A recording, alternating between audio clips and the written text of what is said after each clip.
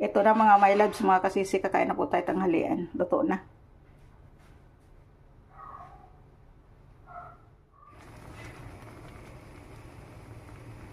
Sigang sa hipon. Good morning mga my loves kasisi. Ito nagluluto tayo ng tanghalian. Nagsinigang ako ng hipon. Hindi ko na pinakita lahat ng ano kasi mahaba na. Nagmadali na ako kasi marami pang gawain. Lagyan na natin ng kangkong. Yung kangkong ko dyan lang to sa aking garden. Sa tanim ko sa may paso. Babagsak ang ulan. Oh. May ulan yata. Pag umaga kasi busy talaga. Ang daming gawain. Yan, luto na ito. Patayin na natin apoy. Pangit kasi pag mahapkok, sobrang luto yung gulay. Yan, ipakita ko lang.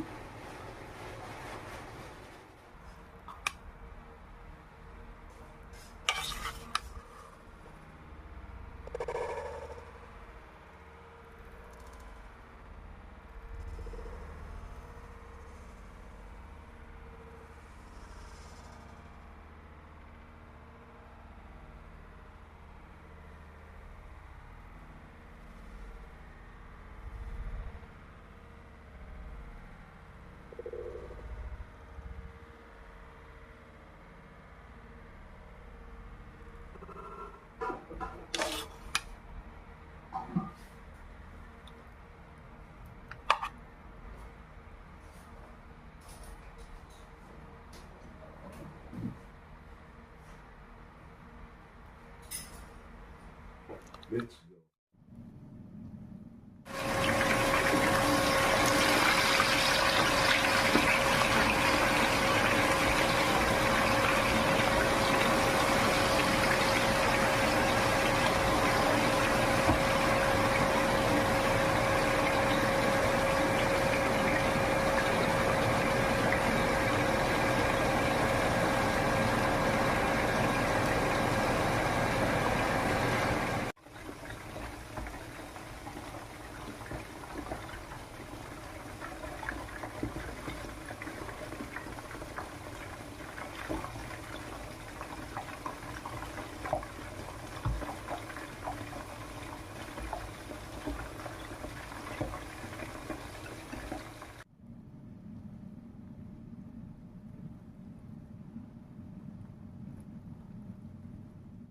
Good morning mga my loves, mga kasisi. Ito nagluto ako ng ulam. Lagyan natin ng pineapple kay luto na.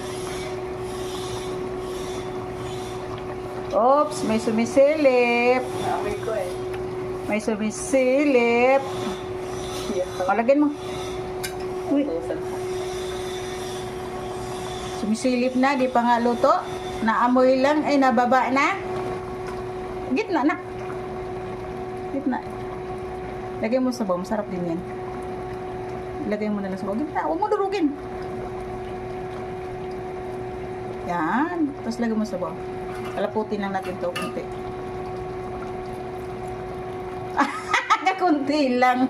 Ayoko pineapple. Sige na. Ayaw doon niya ng tamis-tamis nga ulam. Eh siya. Lakasan na lang natin yung apoy para matapos na kaagad. Mga gutom na, naamoy lang eh. Naamoy ang sarap na ulam.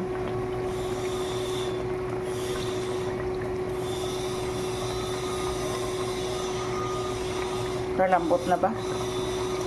Lambot na nga. Oops, ang kalambot na. Palaputin natin unti. Panuhin natin yung pinya. Po.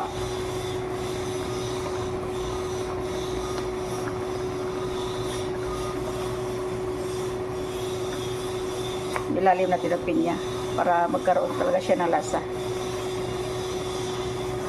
Kasi nangagutom na.